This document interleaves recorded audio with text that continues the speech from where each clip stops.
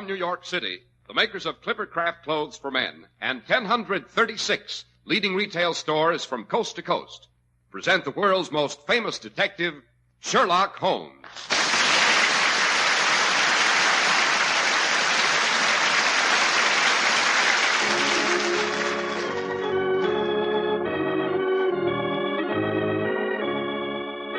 Tonight's story, The Adventure of the Empty House. Well, here we are as usual in Dr. Watson's hospitable study, all ready and waiting for our weekly treat. What's it to be tonight, Dr. Watson? Well, tonight I think I'll tell you how Holmes made an unexpected and I may say dramatic return after many years' absence. Yes, it was so dramatic I came dash close to fainting. Well. But before we go into that, suppose you tell us about a happy surprise that's in store for the chaps who buy their first Clippercraft clothes. A surprise that won't shock their pocketbooks. How right you are, Dr. Watson. New spring Clippercraft clothes are arriving constantly at fine stores everywhere. That's an important announcement for men who have always worn Clippercraft, and for those who will wear them for the first time this spring, because Clippercraft values are even more sensational today than ever before. And that's saying plenty.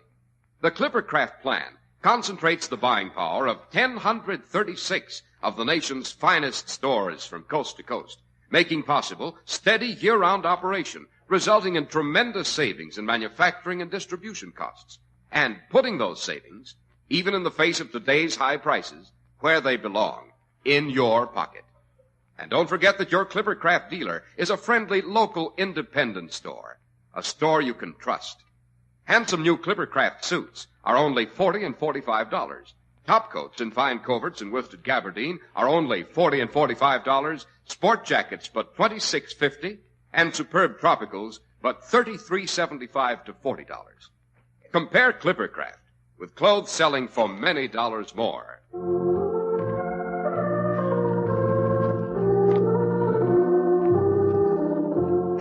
And now, Dr. Watson, to get back to Mr. Holmes' dramatic reappearance. Right. You know, I've always said it's a good thing to absent yourself from time to time. Makes people appreciate you when you come back. That's what Holmes said the time he was missing for 3 years. 3 years? That's a pretty long lapse of time. Yes, it was rather. Everyone thought he was dead. What a horrible time that was. I couldn't bear to live in our old lodgings in Baker Street. Associations and everything. Yes. It's funny how sentimental we all are underneath. I'd taken up my quarters in a more fashionable part of town and resumed my medical practice. It was after Holmes had succeeded in driving Professor Moriarty out of England. We all believed Holmes had sacrificed his life to rid society of that evil spirit. That sounds terrifically exciting, Doctor. Won't you tell us how Holmes managed to put a finish to Moriarty? What? Kill off Professor Moriarty before I've told you the rest of our adventures with him? Well, I should say not. Never catch me throwing away good material, but let's get down to cases. Fair enough. Very well. It was in the spring of the year 1894, when all of London, the fashionable world in particular, was dismayed by the death under most unusual circumstances of the Honourable Ronald Adair. That likeable young gentleman was the second son of the Earl of Maynooth. He lived, together with his mother, the Countess of Maynooth, and his sister Hilda, at 427 Park Lane. The youth moved in the best society, but was very fond of cards, played continually. Aha, piling up gambling debts he couldn't pay. Well, as a matter of fact, it came out in evidence that he had actually won as much as £420 in one sitting at his club the week previous, from Godfrey Miller and Lord Balmoral, I believe it was. His partner was a certain Colonel Moran. But then he must have been well ahead of the game. Oh, quite. And yet it was to this easygoing, likable, I might even say lucky young aristocrat that death came in a most strange and unexpected form on the night of the March the 30th. He returned from his club shortly after 10, his mother and sister having gone to the opera. The butler, Peter, swore that he heard him enter the front room on the second floor, generally used as his sitting room. The night being chilly, he had lit a fire, and as it showed a tendency to smoke, one of the front windows had been opened about 4 inches. Nothing further was heard from this sitting room until 11:30, the hour of the return of Lady Maynooth and her daughter. Peters testified that her ladyship seemed rather agitated.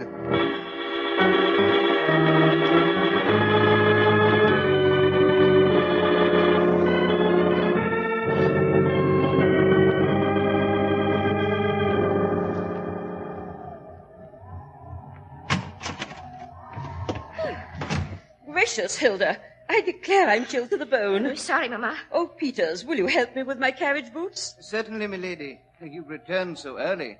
I trust the opera was not a disappointment. Oh, no, indeed, Peters. It was heavenly. Only Mamma can never bear to stay for the death scenes at the end. So depressing, I always think. Why, Mamma, I've always thought Carmen was terribly gay. Just because he knifes her in the last scene doesn't No, I know, but so primitive, so brutal. And that bit in the gypsy camp, where Carmen keeps turning up the ace of spades, the card of death. I had the queerest foreboding during that scene, as though Ronnie needed me. Oh, dear, I do wish he wouldn't play whist so often. I'm sure it's not good for him. A boy his age should have other interests. I wish I could get that ace of spades out of my mind. I can't help feeling it means something. Oh, nonsense, Mamma. You've just given yourself another case of the fidgets. It's the English climate that's depressing you, that's all. One day of sunshine and you'll be as gay as a lark. I'm sure I hope so. Oh, dear, listen to that wind. Fog and rain, rain and fog. Peters, has Mr. Ronald come in yet? Yes, milady, over an hour ago. He's upstairs in his sitting room. Well, thank heaven for that.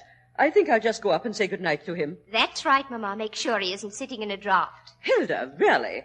I declare I don't know what children are coming to nowadays. No respect for their parents. Good night, darling. And you're not to sit up till all hours, mind. No, Mamma. Really, I don't know how young girls nowadays expect to keep their looks if they never go to bed. Oh, dear, that wind, it's so eerie. Ronnie? Ronnie, dear, it's Mother. Why, it's locked. The door's locked. Ronnie, are you all right? Ronnie! Mother, what's the matter? Ronnie, he's locked himself in. He doesn't answer. Peters! Hilda! Oh, come quickly, I'm afraid. Okay, Mother. Oh, Ronnie! Ronnie! Why don't you answer? No, don't worry, milady. It's all right, Mother. He's probably fallen asleep. Ronnie! Oh, Hilda, I'm frightened. Peters, can't you break the door down? I can try, milady. Here, let me help. Now then, both together.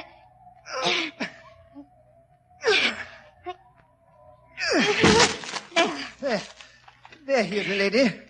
Fallen asleep at the desk. But he looked so strange. Cards scattered everywhere, and look there. The ace of spades.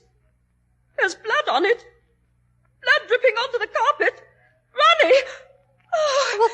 Peters, quick, help me. She's fainted. Oh, dear, oh, dear. Here, put her on the couch. No, poor Lady Maynooth. Oh, dear, Mother. Shall I call the doctor, miss? Oh, never mind, Mother. It's Ronnie we have to worry about. Maybe it's not too late. Oh, Ronnie. Oh, his head. How horrible. Shot with a soft bullet. Better not look, miss. It's not nice. Oh, Ronnie, darling, why did you do it? He didn't, miss. Oh, but Peters, he must have. The door was locked on the inside. It's not suicide, Miss Hilda. It's murder. Mr. Ronnie couldn't have done it. There's no weapon anywhere in the room.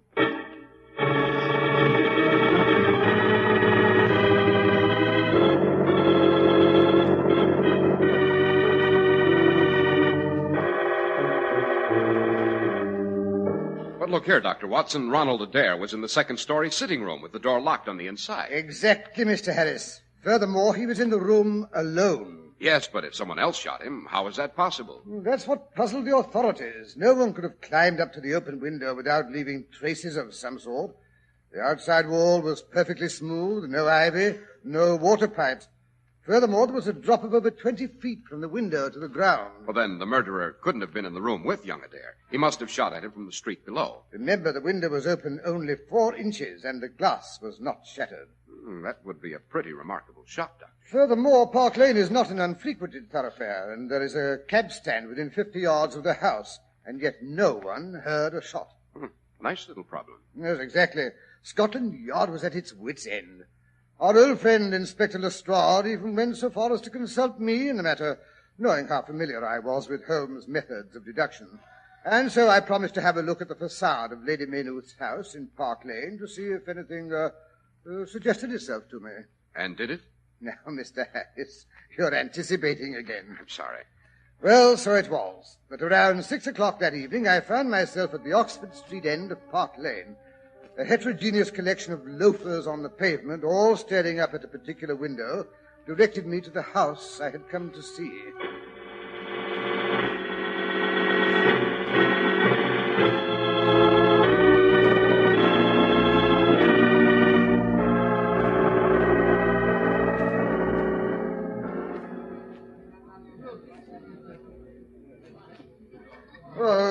Good evening, Constable. Good evening, Dr. Watson, sir. I was told you might be dropping around for a look at the scene of crime. Yes, nice little crowd you've collected here. Yes, sir. Nothing like a good murder to bring him out of their house. Look at that old codger up there with the white whiskers, pushing his way up to the front. But he ain't been out of doors for months. Looks fair dusty, he does. Oh, you mean the bibliophile. The what, sir? Book lover. Oh. Notice the titles of the volumes under his arm. Say, let's have a look. Origin of Tree Worship, Sign Language of the Druids, Life in Early Crete. Evidently collects obscure volumes, either as a trade or a hobby. Well, I never would have noticed. I'll hand it to you, Dr. Watson. You're almost as good with your deductions as Mr. Sherlock Holmes himself. Elementary, my dear Constable, elementary. Poor old fellow. He's got a bad cough. Lung condition, probably. Well, there doesn't seem to be anything much to discover. No possible way of scaling the front of the building from below. How about the roof? Could he have come across from another building? No, sir. Inspector Lestrade looked into that first thing. Roof's all divided off with iron bars. Spikes on them. About as easy to break into as the Bank of England. Well, may as well be getting on home. Yes, I dare say even Holmes couldn't solve this. Here's look where you're going, you clumsy fool. Oh, I say, I'm terribly sorry. I hope you're not hurt. Who cares about me? It's my books that matter. Struck them right out of my hand. There they are, lying all over the road. Mud on their covers. Oh, please, let me pick them up. No, you don't. And don't you touch them. You've done enough damage already. Mercy on us. Such a mess. Nobody appreciates good books nowadays. Well, at least let me apologize. I'm really go away, Donna. Don't bother me. Can't you see I'm busy? Go home, can't you? You're no use standing around here. Well, maybe he's right. Good night, Constable. Good night, Doctor. Lestrade knows where to find me in case he wants me.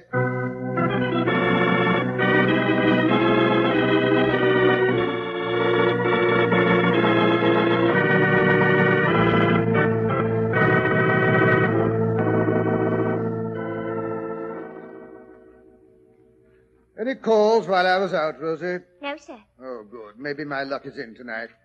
It's about time I had a peaceful evening at home. Oh, I spoke too soon. See what it is this time, Rosie. Croup or measles? Yes, sir, right away. No more privacy than a Siamese twin. Dr. Codcall is so his own. And as for ever Oh, yes, Rosie, who is it, and what does he think he has? It ain't a patient, sir. No? What then? I don't rightly know, sir. He's an old fellow with white whiskers, like a billy goat. Said to tell you it was your bibliophile calling. What? Oh, the bibliophile. You're surprised to see me so soon, eh? Well, how do you do? Come in. Thank you. That's all, Rosie. Oh, yes, sir. Oh, please sit down. I hope you're recovered from the bump I gave you. Well, that's what I came to see you about, Dr. Watson. Oh, yes? I've got a conscience, sir, and when I chanced to see you come into this house, I came hobbling after you because I said to myself, I'll just step in and see that kind gentleman and tell him I'm sorry I was a bit gruff a while back and no harm meant. And I'm much obliged for offering to pick up my books. Oh, not at all. Maybe you collect books yourself? Well, no, I can't say that I do. Never too late to learn. Now, here's a copy of British Birds, and here's a very fine Catullus. Yes, but... Or perhaps this Holy War would be more in your line. Well, really, I don't think... A bargain, every one of them. With 5 volumes, you could just fill that gap on the second shelf. So untidy, my dear Watson, quite unlike your old self. Holmes! Obviously. I wondered how long it'd take you to penetrate my disguise. You're not dead. Your reasoning, my dear Watson, as usual, is faultless. I'm... For heaven's sake... Easy, Watson, easy. My dear Holmes, I think I'll sit down. It's a very good idea. I'd better have a nip of this brandy. Yes, will do with the brace, sir. My dear Watson, 1,000 apologies. I had no idea you'd be so affected. Well, I'm not made of chill steel like you, Holmes. Where's my brandy? Here you are. That's better. So it's really you standing here in my study. Well, thank heaven, why, you old reprobate, you. How in heaven's name did you ever come back alive out of that dreadful chasm where Professor Moriarty met his death? It's quite simple. I was never there. Yes, but good heavens, Holmes, it's been 3 years. You let us believe you were dead all that time. Now, was that nice, I ask you? Not nice, Watson, but necessary. You see, Moriarty's gang was still to be dealt with. I was much safer if they believed I'd met my death at the same time as their illustrious leader. For 3 years, I've been living in disguise, tracking the members of that foul brotherhood to the ends of the earth. And now I'm happy to say there's only one left to be dealt with. But look here, Holmes, why didn't you let me know who you were when I bumped into you in Park Lane just now? Because, my dear Watson, you were being watched by the man I'm after. The last of Moriarty's gang. Good heavens, who is he? Someone you doubtless know, Watson. You may have even played whist with him on numerous occasions. And lost. Most people lose when they play with the tiger, as Moriarty used to call him. A clever man, Watson. Very clever. He not only suspects that I'm alive, he even guesses I've returned to London. Good Lord. Yes, but I mean to take advantage of this cleverness. I've set a trap for him. I expect to catch my tiger tonight. Tonight? Exactly. I don't suppose you'd care to come along. You just try to prevent me, that's all I have to say. Just wait till I get my hat and stick. I think you'll find your old army revolver a little more appropriate, Watson.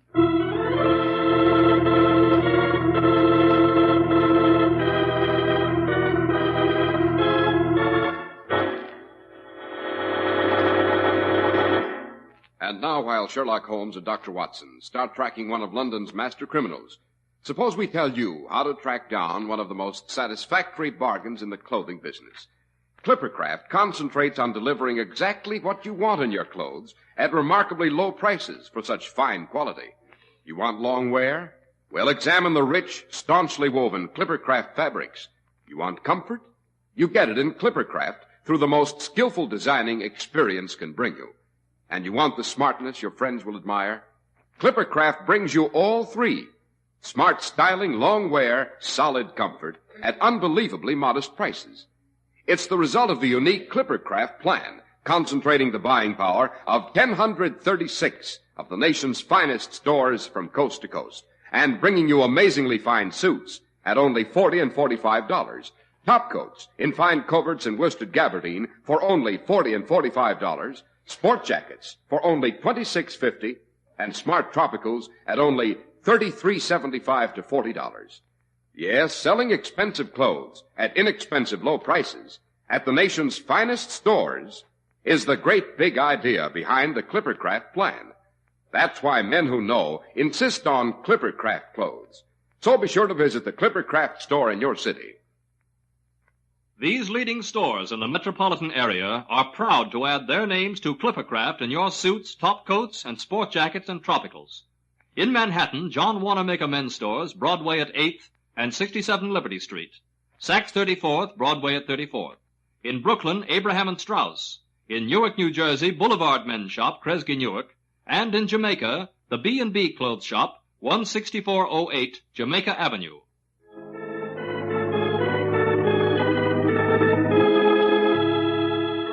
Now back to Holmes and Watson. We find them slinking down a dark and sinister little alleyway.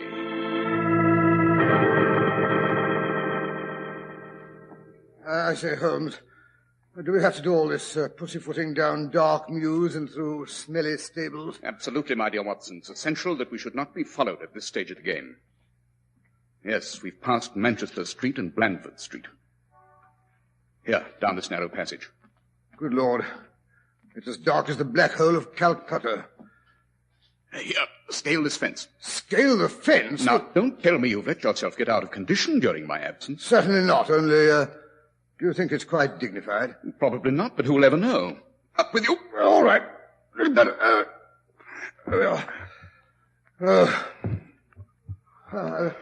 I've ruined the knees of my trousers. Oh, stop burbling, Watson, and come along. We've got to get into this house. Yes, but look here. It's an empty house. Quite. That's why I selected it. Now, where did I put that key? Well, don't tell me you're not going to pick the lock. Holmes, you're losing your grip. Quiet.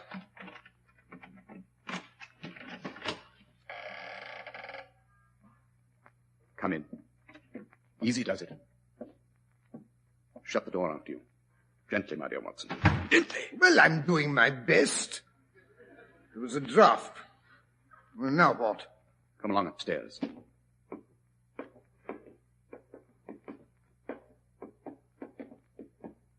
We should get a good view from the windows of the upper front room. You know, Holmes, there's something spooky about an empty house. Strange noises, boards squeaking. Easy. We turn a corner here. Are you with me? Oh, absolutely. Ah, this is the room. Excellent. The light from the street lamps, all the illumination we shall need. Look here, Holmes. There's something familiar about this street out there. Why, of course, it's Baker Street. Exactly. We're in Camden House, which stands opposite our old quarters. Jove, no wonder it looked familiar. But why station ourselves here? Because it commands an excellent view of our historic dwelling. Might I trouble you, my dear Watson, to draw a little nearer to the window, taking every precaution not to show yourself. Right. And then look up at our old rooms. We'll see if 3 years of absence have entirely taken away my power to surprise you. Well, the windows of our sitting room are lighted. I see there's a man sitting in front of one. Well, look here, it's you. Well, that is, at least it's your silhouette. It's a bust of me, to be exact. Anything else of interest in Baker Street? Let's see. There's two disreputable-looking fellows leaning against a lamp-post. Excellent, Watson. I expected them. Holmes, good heavens, your head. I mean the dummy. It moved. Of course, our old friend Mrs. Hudson has orders to move it from below from time to time. Listen, what was that? Sounded like a door closing. Yes. I felt a draft. By all that's holy, he's going to operate from inside this building. I expected he'd work from the street as he did before. Quick, Watson, we've got to get out of here. He'll probably want this window. You mean whoever we're after, he's coming in here? Of course. Quick, Watson, into the next room. Here. Stand in the shadow where we can watch him without being seen. I hear footsteps. He's coming. Quiet if you value your life. Standing in the doorway. His face is in the shadow of his hat. Great Scott, his eyes blaze in the dark like a cat's. Like a tiger's, Watson. He's crossing to the window.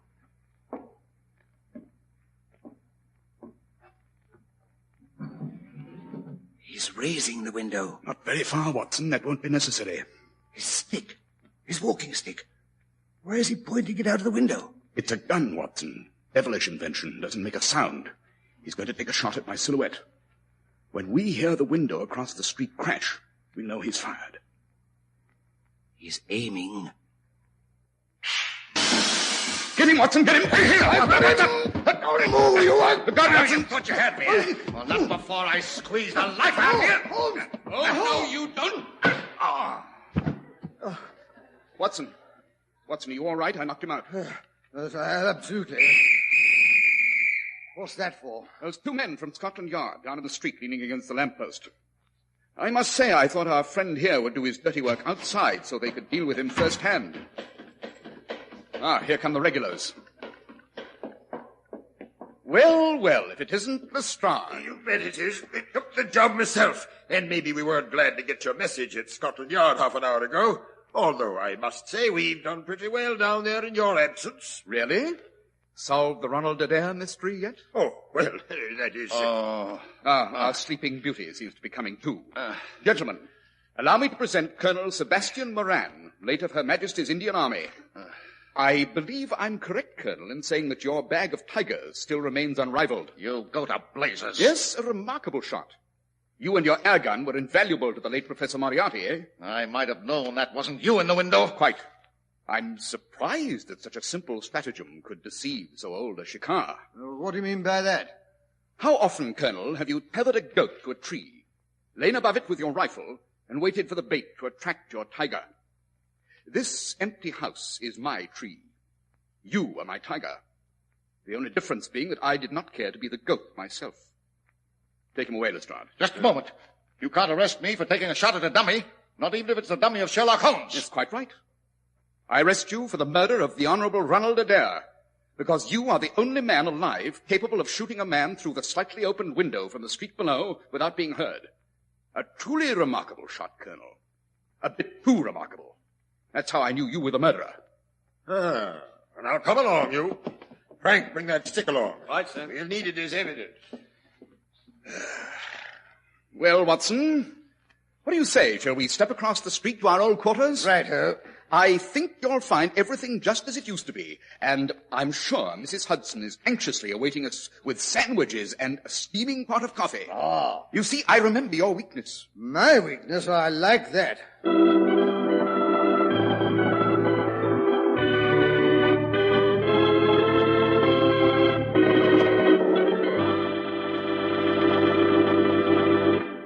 And that, Mr. Harris, is the story of how I went to live in Baker Street again and started another series of incredible and amazing adventures, which I shall tell you about, if it won't bore you. Well, what do you think, Dr. Watson? You know, there's just one thing I don't understand about tonight's story, though. Why did Colonel Moran kill Ronald Adair? Because Adair had discovered Moran was cheating at cards and threatened to expose him. You remember that I said Adair had won £400 at whist the week before with Moran as his partner. Yes. That amount made Adair suspicious. He discovered the cards were marked. The very cards, by the way, which were found beside the dead body. He was examining them again to be sure he'd made no mistake. That's why the door was locked on the inside. He didn't want anyone to interrupt him. I see. Well, what about next week's story, Dr. Watson? Let me think. Next week, suppose I tell you about a rather curious dinner that Holmes and I attended in order to see if we could discover if a world-famous violinist was trying to poison his wife. Did you succeed? In a way, yes. Of course, there was a death, but I'll tell you all about it next week.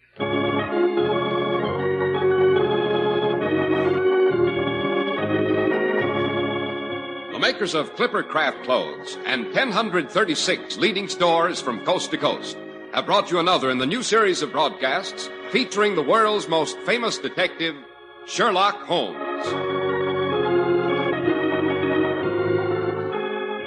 Our stories are based upon the character of Sherlock Holmes, created by Sir Arthur Conan Doyle. Sherlock Holmes is played by John Stanley, Dr. Watson by Alfred Shirley, and the dramatizations are by Edith Meiser. Sherlock Holmes is produced and directed by Basil Lochran, with special music by Albert Berman.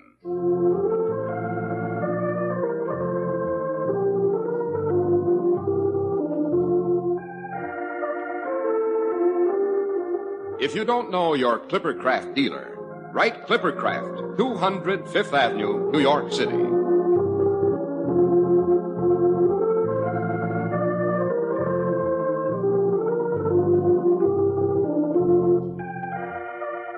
Be sure to listen next Sunday to Sherlock Holmes in The Case of the Very Best Butter.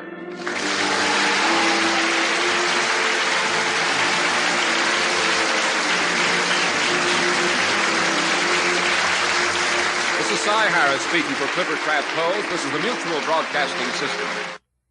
Following station identification, you'll hear Melvin Elliott with a 15-minute summary of the latest news.